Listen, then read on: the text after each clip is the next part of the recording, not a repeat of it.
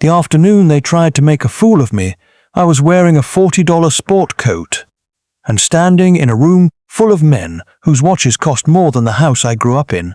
I had walked across that polished floor with my hand out, the way my father taught me, the way I've started every meeting that mattered for the last 50 years, and offered it to the man at the head of the table. My grandson's father-in-law. He looked at my hand the way you'd look at something the dog dragged in off the lawn. Then he tucked his own hands behind his back, smiled for the cameras, and said, loud enough for the whole room, "I'm sorry, friend, I don't shake hands with the help. I'd hate to catch something." A few of them laughed. The young ones, mostly, the ones who laugh whenever the boss does. I let my hand drop. I didn't argue. I just nodded, the way you nod at a man who's already lost and doesn't know it yet, and I said, "Quiet, that's real shame. You just talked yourself out of $2.5 billion. I watched the color drain right out of his face, and I knew, before any of the rest of them did, that everything in that room had already changed. Stick with me on this one. I'm going to tell you the whole thing, start to finish, the way it actually happened, and somewhere in the middle of it you're going to understand exactly why a man like me bothers to keep his hand out at all. If you've ever been looked down on by somebody who didn't know who you were, and I'd bet money you have, then go ahead and hit that subscribe button. Tell me down in the comments what town you're listening from, and let's get into it. My name's not worth much to you yet, so I'll save it. What matters first is my father, because everything I am, the good and the stubborn, came off the end of his hands. He was an iron worker, spent 38 years walking steel 200 feet over the river, bolting up the bridges that half this state still drives across without a second thought. His hands looked like something carved out of a dried-up riverbed. Knuckles swollen, 2 fingers that never straightened right after a fall in '71, palms you could strike a match on. And he shook every hand that came at him. The foreman's hand, the kid who swept the shop's hand, the hand of the banker who turned him down for a loan, and the hand of the next banker who gave him one. I asked him once, when I was maybe 9, why he always stuck his hand out first, even to people who clearly thought they were better than him. He was eating a sandwich out of a black lunch pail at the kitchen table, and he didn't even look up. He said, "Son, a man who won't take your hand is telling you the price he puts on you. Listen to him. He's doing you a favor." Then he wiped his mouth and said, "The thing I've carried my whole life. And a man who thinks he's too good to be decent will turn out to be too good to be honest, every single time. You wait and see." I waited, and I saw.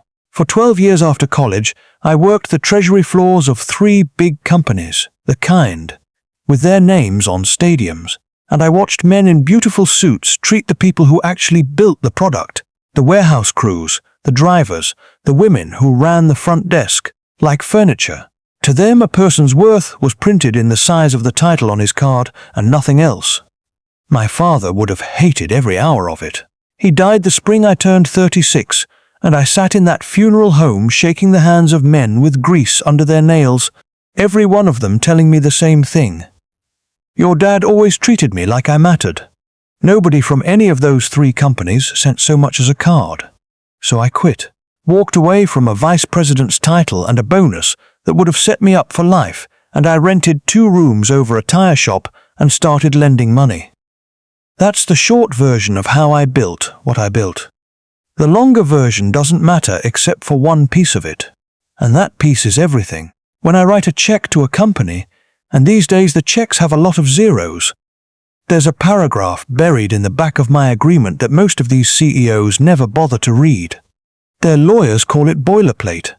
I call it the character clause.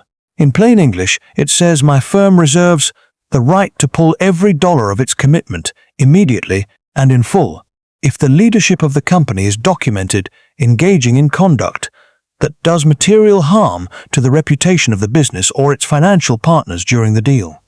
The lawyers skim right past it. They think it's there to make me feel righteous. They picture scandals, offshore accounts, cooked books. They never once think it might mean something as small and as enormous as how you treat a stranger with his hand out. I let them think it's nothing. Because character isn't a line item on the balance sheet. Character is the balance sheet. A man too proud to be kind to a nobody is a man who will, eventually, be too proud to tell his own investors the truth. Arrogance is the first crack in the dam. I've spent my whole career building a wall against it, and I've watched that one little paragraph save my skin more than once. There was a trucking outfit years back, out of Ohio. Good numbers on paper. The owner was a bully. I heard him scream at a young woman from his own accounting team in a hallway during a break, called her something I won't repeat, made her cry in front of strangers. I pulled $400 million off that deal before lunch. My partner, a sharp, careful man named Reuben Stoll, who's been with me 30 years and still thinks I'm reckless, about had a heart attack. 6 months later, that owner was under federal investigation for hiding losses from his lenders. The character clause didn't predict the fraud, it just noticed the man, and the man was always going to be the man. I told Reuben, they'll keep not reading it, and one day one of them is going to pay for that in a way that changes his whole life. I had no idea, when I said it, that the man it would happen to would be standing across a Thanksgiving table from me 3 years later, carving the turkey. My grandson is the best of us. He's the one who got my father's steady hands and, thank God, a softer way of talking than either of us. He came up through me, in a way, spent summers at the firm in high school, learned the business from the bottom, never once traded on my name. When he was 26, he met a woman, and he fell hard, and the next year he married her, and that's how my family got tangled up with hers. Her father, my grandson's father-in-law, runs a company you've probably bought groceries from without knowing it. Big food and freight operation, warehouses and trucks, all over the middle of the country. The kind of business that puts bread on the shelf in 10,000 stores. The first time I met him was at a dinner after the engagement, one of those restaurants where the waiters glide around like ghosts and the forks weigh as much as a hammer. He came in the way some men come into a room, like the room had been waiting for him. He was around 68 then, and he didn't hold the chairmanship of his company so much as wear it, like a coat he'd never take off. He talked at me for an hour about wine and about Aspen, and about how the country had gone soft, and he never once asked me what I did for a living. I told him I was in finance. He said, "Oh, like a financial advisor," with a little smile, the way you'd talk to a man who sells insurance door to door. I let him think it. My father would have laughed. For 3 years I let a lot of things go. I sat at holiday tables and watched that man talk over my grandson, correct him in front of the family, treat him like a charity case who'd been allowed to marry up. I watched him do it to his own daughter, too. My grandson's wife, a sweet, frightened woman who learned a long time ago that the easiest way to survive her father was to agree with him. I didn't like it. But it wasn't my place, and my grandson asked me to keep the peace, so I kept it, bit my tongue till it bled. There's a particular kind of helplessness in watching somebody you love get small in front of a bully and being asked, by that same person you love, to do nothing. I know now I should have spoken up sooner. I'll get to that. What I didn't tell anybody, not my grandson, not his wife, not a soul at that table, was that my grandson's father-in-law had come to my firm for money. Not directly. He didn't know it was my firm. His company needed a massive recapitalization. $2.5 billion to buy out a competitor, modernize the warehouses, and frankly to paper over some holes that their last set of banks had finally noticed. The traditional banks had started backing away. Their advisors went looking for private capital, the patient kind, the lender of last resort that actually wants the business to survive. And through a chain of intermediaries and blind pools and holding companies, the way these things move in the quiet rooms, the money they were chasing was mine. Every dollar of it. My grandson's father-in-law was about to bet his entire legacy on a partner whose hand he'd one day refused to shake, and he had no idea I even existed in his world. He thought I advised people on their 401 NASS. I knew, though. I'd known for months. I'd sat in my office with the whole file in front of me and felt my stomach turn. Because mixed up in those projections and those org charts was my own grandson's name. He was a vice president in their corporate development group. His father-in-law had given him the title, and then, as far as I could tell from the documents, set him up to take the blame if the deal went sideways. There was a memo, buried deep in the materials, that put my grandson's signature on a set of optimistic numbers he'd been pressured to sign. If the integration went bad, and these things go bad more often than not, he'd be the fall guy. The old man had built himself a trap door with my grandson standing right on top of it, and here's the part that still sits heavy in me. His own daughter, my grandson's wife, had known. Not all of it, but enough. Her father had leaned on her, the way he leaned on everyone, to talk my grandson into signing, to smooth it over, to keep the peace at home so the deal could close. She did it because she was scared of her father, the same way she'd been scared of him her whole life. It wasn't malice, but it was a betrayal all the same, and it was going to land on the one person in that family who never deserved it. I want to be honest with you, because that's the whole point of telling this. For about a week I considered doing nothing. I could have just signed. The deal was sound enough on paper. My investors would have made a fortune. I could have kept smiling at holiday dinners and let the world stay tidy. And maybe, this is the ugly part, maybe a little corner of me wanted to watch the old man take my money for years, never knowing he'd built his castle on my land. There's a low pleasure in that, and I'm not proud of it. But then I'd think about my father's hands, and the lunch pail, and the sandwich, and a man too proud to be decent turning out to be too proud to be honest. And I'd think about my grandson, standing on that trapdoor, signing his name to numbers somebody else cooked up. And I knew I couldn't sit in the corner forever. My father didn't raise a silent observer. He raised a man who keeps his hand out. So I did one thing before that meeting that I've never regretted, and I want you to hear it, because it's the thing the old me, the angry me, the me that just wanted the win, would have skipped. The night before the big presentation, I called my grandson and asked him to come by the house. Just the two of us. I poured him a drink and I told him the truth. All of it, that the money his father-in-law was chasing was mine, that I'd seen the memo with his signature, that he was being set up. He went pale, and then he went quiet, and then he asked me the only thing that mattered to him, which tells you everything about the kind of man he is. He didn't ask about the money. He asked, "Does my wife know what he did to me?" And I told him the truth there, too, that she'd been pressured, that she was scared, that fear makes people do small ugly things, and that it would be up to the two of them, later, to figure out whether that could be forgiven. I told him I couldn't fix his marriage and I wouldn't try, but I could keep him off that trapdoor. And then I told him what I was going to do the next morning, so that when it happened in front of all those cameras, he wouldn't be blindsided. He'd have his footing. That's the part the old me would have skipped. The heads up, the few minutes in the hall. It doesn't change the money 1 cent.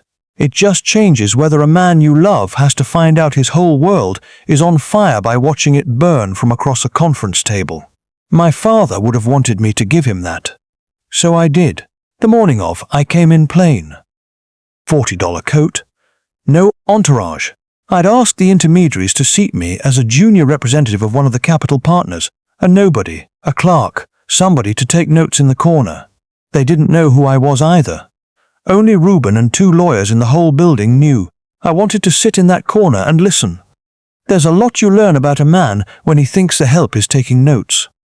The room was glass on 3 sides, 40 floors up, the river below moving in its slow brown way past the same mill towns where my father once walked the steel. My grandson's father-in-law ran the meeting like a king holding court.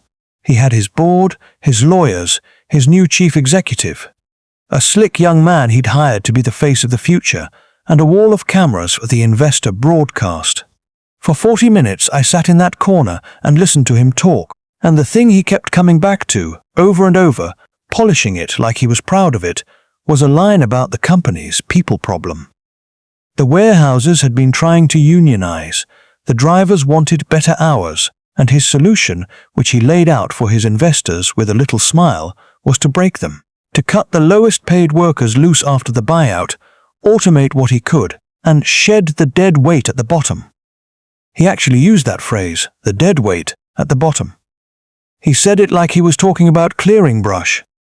Those were my father's people he was talking about, the men with the lunch pails, and he stood up there in his beautiful suit and called them dead weight to 100 investors, and 4 cameras. and a few of the young ones laughed, the way they laugh whenever the boss does. That's when he got to the part where they were going to introduce me. The junior representative of the capital partner, here to confirm the funding was in place. He didn't even want to do it. It was a formality, a box to check for the broadcast. He gestured at me without looking, the way you'd point at a coat rack. So I stood up, and I walked across that polished floor, and I put my hand out, and you already know what he did. The dog dragged it in. Look, the hands behind the back, the line about not shaking hands with the help, about hating to catch something, the laughter, and me letting my hand fall and saying it nice and quiet so the cameras would have to lean in to catch it. That's a real shame. You just talked yourself out of $2.5 billion. The room didn't go quiet so much as it went airless, like somebody had opened a door at altitude. He gave a little laugh, half a laugh, the kind a man gives when he's not sure yet whether he's been insulted.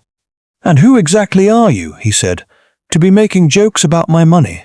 I didn't raise my voice. I never do at that moment. My father taught me that too. The man who has to get loud has already lost the room. I said my name, my real one, and I watched it mean nothing to him for 1 full second, and then I watched it land. Because every man at that table who'd ever borrowed $1 in this part of the country knew the name on my firm, and the smartest among them had been quietly wondering all morning who actually held the paper on this deal. I said it plain. I'm the founder of the firm whose capital commitment is the only reason there's a deal in this room at all. I'm the man who controls the $2.5 billion this entire presentation is built on top of. And for the last 40 minutes I've been sitting in that corner you stuck me in, listening to you explain to your investors how you plan to throw away the people at the bottom, and listening to you decide that a stranger with his hand out wasn't worth your time. You were right about one thing. You did just talk to the help. I am the help. My father was the help, and the help just decided not to fund you. I have watched a lot of men receive bad news in my life. I have never, before or since, watched a face come apart the way his did. Down the table, his chief financial officer snapped a folder shut, so hard it cracked like a gunshot, then snatched it open again, fingers flying to the signature page in the back, looking for a name he'd never bothered to read. 3 board members started flipping through their copies of the agreement in the same panicked rhythm, like a flock of birds, turning all at once. The slick, young chief executive set down his expensive pen, very, very carefully, the way you set down something when your hands have started to shake, and across the room, for the first time all morning, my grandson looked up from his deck. His face wasn't shocked. I'd seen to that the night before. It was something better. It was steady. He looked at me, and there was the smallest nod, and I thought of my father on the steel, and I had to look back at the river for a second, so my own face would hold. My grandson's father-in-law found his voice. "The clause," he said. Not a question. A man doing math out loud. "You're invoking the conduct clause. Over a handshake." He almost laughed again, that disbelief that rich men get when the rules turn out to apply to them. "You'll be in court for a decade." "Read it again," I said. "It's not about the handshake. The handshake just told me everything I needed to know about whether you'll be honest with my investors when the integration goes sideways and the easy money's gone. You stood up in front of 4 cameras and called working people dead weight. That's documented conduct in the negotiation window that does material harm to the reputational standing of this deal and of my firm. It's in the back, in plain English. Your lawyers called it boilerplate." I let that sit, and I do believe one of them is about to lose his job. The lawyer in question had gone the color of paste. Here's what I want you to understand, because it's the part that separates what I did from simple revenge, and it's the part the comments on stories like this one always ask about. What happens to the regular people when the giants fall? I did not let those warehouses sink. The morning I killed that deal, Reuben already had a second structure drawn up and waiting. Not a rescue of the chairman, a rescue around him. My firm refinanced the core of that business directly, the parts that actually made it run, on the condition that the union got its seat at the table and the cuts to the lowest paid workers came off the table entirely. The men with the lunch pails kept their jobs. The drivers got their hours. The thing my grandson's father-in-law was going to throw away to please his investors. I kept because it was the only part of that company worth a damn in the first place. He lost his deal. He lost his buyout, his expansion, the legacy purchase he'd been chasing for a decade. The board, once they understood who I was and what I'd just done, understood something else too.